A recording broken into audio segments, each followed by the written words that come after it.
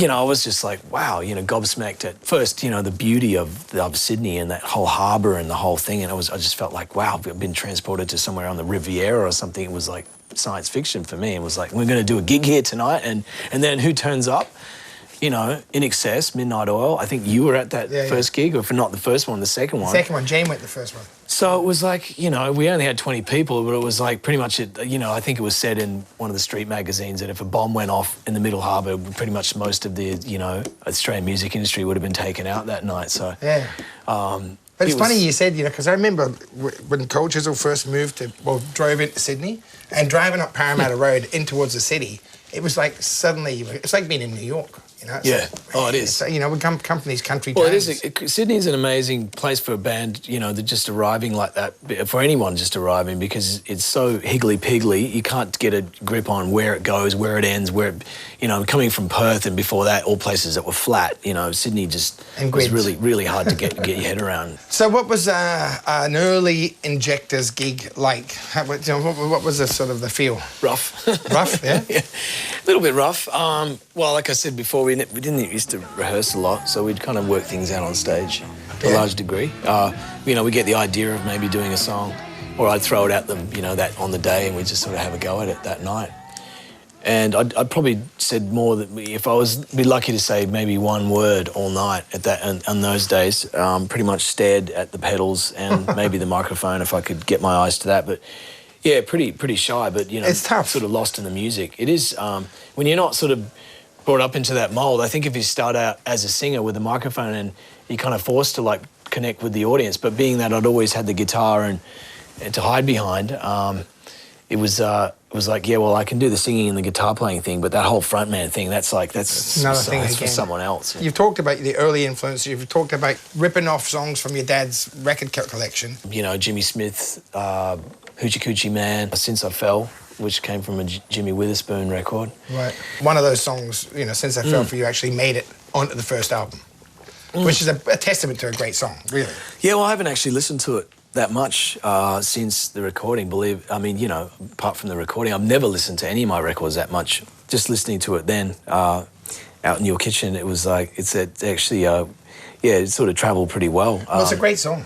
Yeah, it is a great song, and I think that's why Terry Manning, the producer, just said, oh, this has got to go on there because it's, you guys do it. And I think there's been so many schmaltzy versions of it with lots of production and strings and very grandiose. And our version was ultimately opposite of that. Do you think it was stripped back then? This is as most stripped back as ever been, and you're stuck with me singing with you, all right? Oh. Give it a go.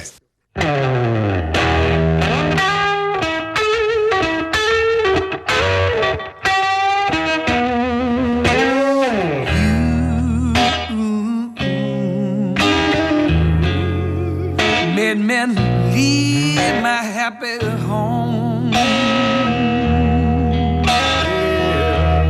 Took my love and now you're gone. Since I fell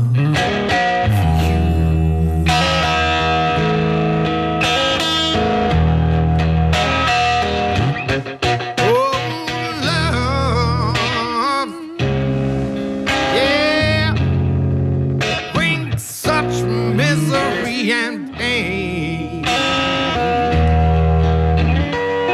I guess I'll never be the same. Oh, baby, since I fell for you.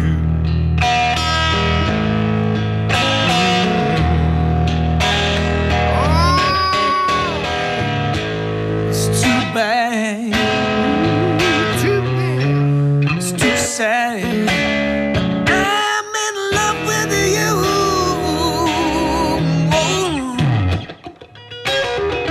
Yeah.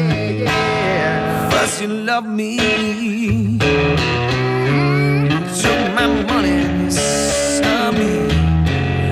What else can I do? And I'm still in love with you.